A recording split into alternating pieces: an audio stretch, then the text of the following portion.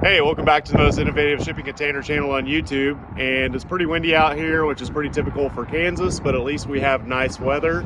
2 days ago, it was 30 degrees and frosting, snow, whatever coming down. So yesterday was 70, today is going to be about 80, but we have the typical wind. It's shaking my phone right now. But what I want to talk about today is this Tesla Model X, and how does this tie in with shipping containers? Well, it's an EV. We do a lot of solar, but we're off topic a little bit. But I wanted to share with you what's going on in the EV market a little bit and what we're seeing. So we just picked up this Model X, and I'll kind of explain some details on it, mileage, price, and all that. But they're an absolute bargain right now, which is why I'm sharing it. So I don't know how many of you know anything about Teslas. Some of you, I'm sure, know a lot about them. It seems like everywhere I drive up, people are like, they either think you're an environmentalist or they say something about the batteries blowing up. So I want to address those things and really how cool these cars are. You know, I have a Model 3, but I hadn't been in an X before. I didn't know how cool they are. So I want to show it to you guys, and honestly, in my opinion, it's like the best value on cars right now. So let's flip around and take a look at this thing. So this is a 2019 Model X, and in 19 they dropped to 75, 90, and 100D designations like in April of that year. This one was like a March production, so it's a 75, but max range, charge batteries all the way up is like 250 miles. 90 would be about 275, and a 100 would be about 300. And I'd say the advantage of the 75 is my wife just puts around town, so you're hauling less batteries around for daily commuting, so you're getting, quote, better mileage because it's a lighter vehicle around town. Obviously, road trips would be more of a concern, but they've got a lot more superchargers around now than they used to. But later in the 2019 model year, they just went to a standard range, which would be a 75 equivalent, and then the long range. So it's my understanding they kind of dropped to 90.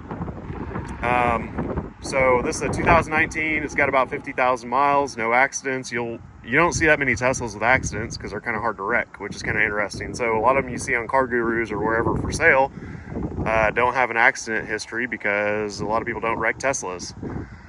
So as far as the batteries, I have no concerns. The batteries are all over eBay for $4, $5, $6 grand.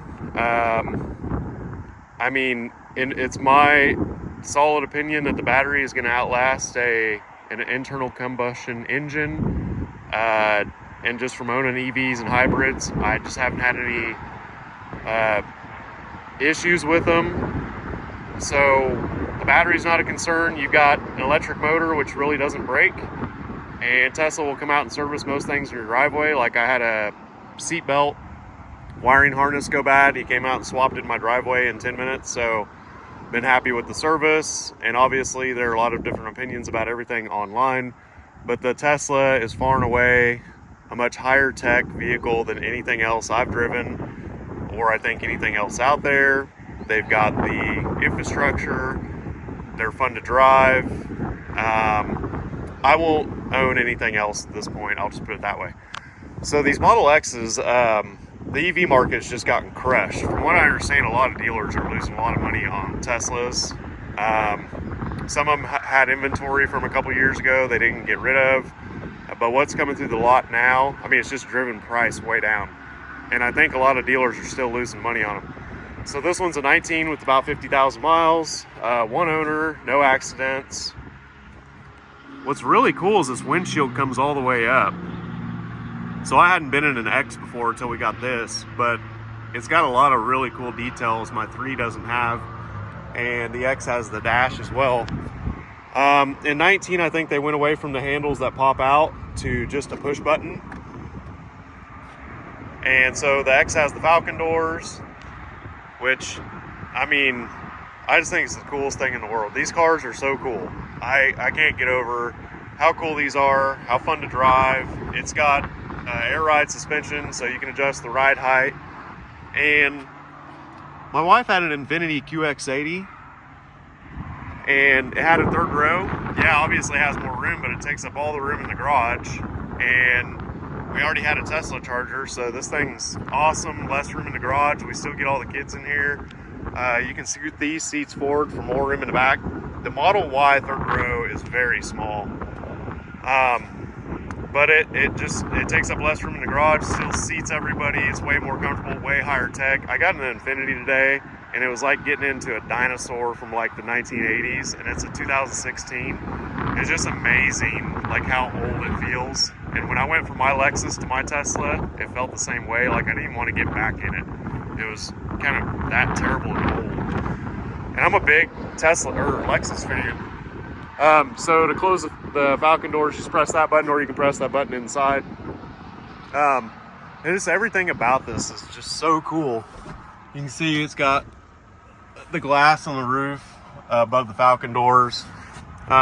Just really nice car. And so the kicker is we paid $34,000. I mean, this thing was like $100,000 4 years ago. So somebody lost a lot of money. It wasn't us. That's why I recommend buying cars that are 3 or 4 or 5 years old. Let someone else lose all the depreciation. I mean, we can probably own this for 5, 6, 7 years and not really lose much money on it. And it's got a lot of space in the front. And here's the back. This one's got the better wheels on it. It's got premium sound. And there's the back storage space, and obviously you can lay the back seats down. Now, not all your X's have a third row. A lot of them do, but some don't. So if you're looking at them, just keep an eye out for that. So I'm putting up a big solar array here in the front. So we're going to take the building off grid.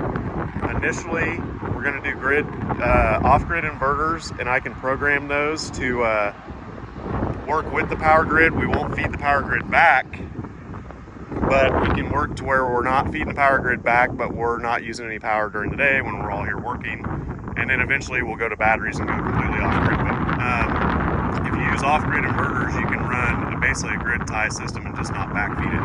And we're going to use Grow Watt or EG4. And that sort of ties in with EVs, because when I come to work, I can plug my car in and essentially charge it for free. I cannot have solar panels at home due to our HOA.